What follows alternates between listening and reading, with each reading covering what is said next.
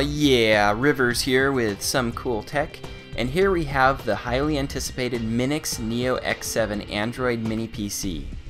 The first thing you'll notice when you take it out of the box is that it feels different than the Minix X5. It feels more solid and a bit heavier. The outside is made of soft touch plastic like the Apple TV now. The build quality just feels very good. Inside it's got the latest Rockchip 3188 quad-core CPU, Mali 400 quad-core GPU, 2 gigs of DDR3 DRAM, 16 gigs of NAND flash memory, external Wi-Fi antenna with 802.11b G&N dual-band Wi-Fi, Android Jelly Bean 4.2.2, and Bluetooth 4.0. It's got a very nice selection of ports too.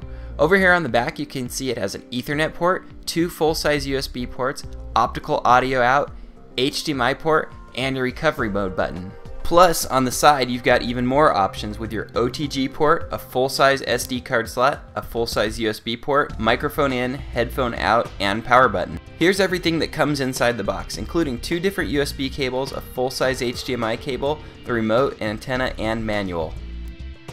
The included IR remote gives you options like home, menu, back, volume up, volume down, and multi-directional movement for navigating the custom remote UI. It works great for navigating your apps, or for apps that are made for remotes like XBMC.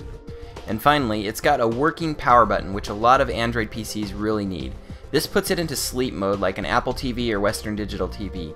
I tested it and it only uses about 1 watt or less of power while it's asleep. The X7 works really well with third-party remotes too. Here I hooked up a great little remote from Transmart, the TSM-01. It's an air mouse remote which works really well with more complicated tasks like web surfing. The built-in keyboard is a nice option too. Minix has a new air mouse remote coming out as well. I'll put a link to both remotes in the video description down below. Alright, now let's take a look at what you'll see the first time you boot up the X7. So this is the stock launcher. It's basically just Android 4.2.2 Jelly Bean. We'll take a look at some of the settings and options and then we'll do a couple benchmarks. So the first thing that I noticed is under Wi-Fi I see a lot more of my neighbor's Wi-Fi networks than I ever have before. Next up we've got Bluetooth 4.0 which works well, I've tried it out, and we've got the Ethernet on and off switch for the port on the back. Another cool thing is the portable hotspot feature that doesn't work on most Android mini PCs works on Minix devices. So the way it works is you turn off the Wi-Fi, hook an Ethernet cable to your X7, and your X7 is now a portable Wi-Fi hotspot.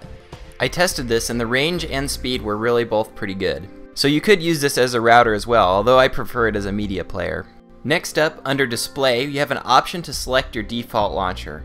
I know there's several ways to switch your default launcher, but this will be great for people new to Android who get frustrated when they lock in the wrong launcher. Next up, the display resolution is outputting at 1080p. This is currently running on a 720p kernel, which still looks awesome. There is also a 1080p kernel available, but it's older, so I wanted to have the latest firmware for the review. I'll add notes in the description as to my firmware recommendations as soon as I have time to test a couple of ROMs. And now one of my favorite parts, it's got 4 gigs for app storage, 10 gigs for data storage out of a total of 16 gigabytes available. Plus it takes SD cards up to 32 gigabytes, and I've tested it with a 2 terabyte USB hard drive without any problems.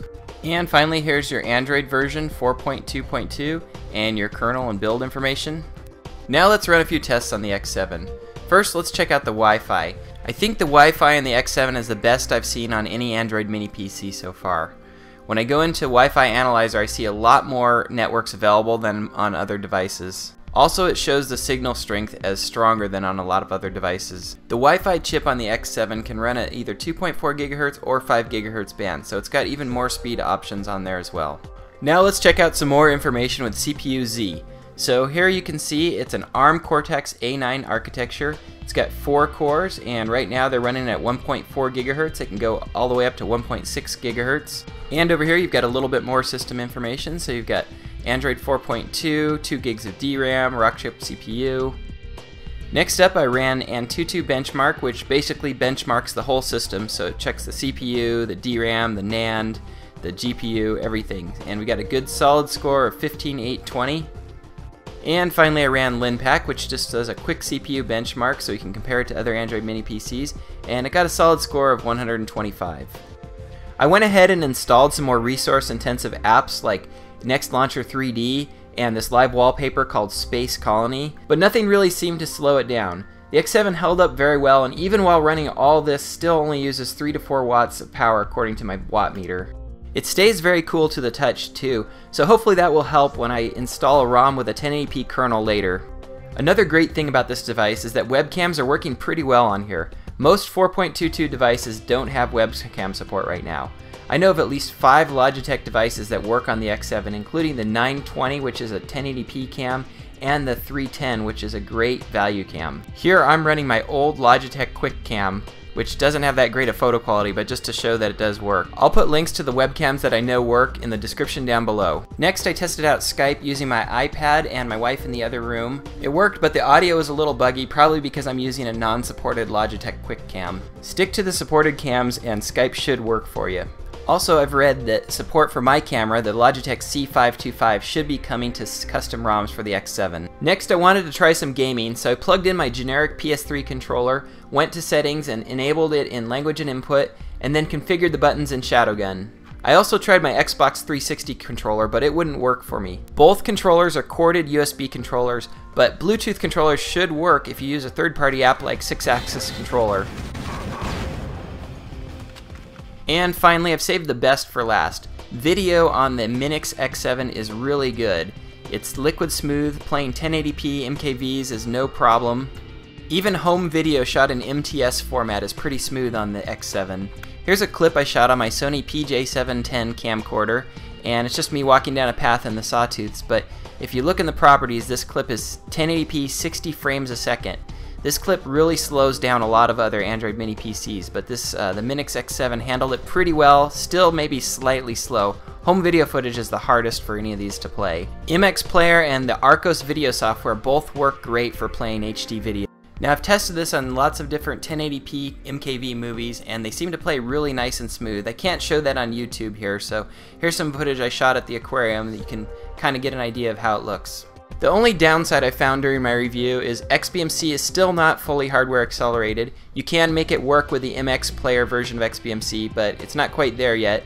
And that's not Minix's fault, that's XBMC needs to get the hardware acceleration going.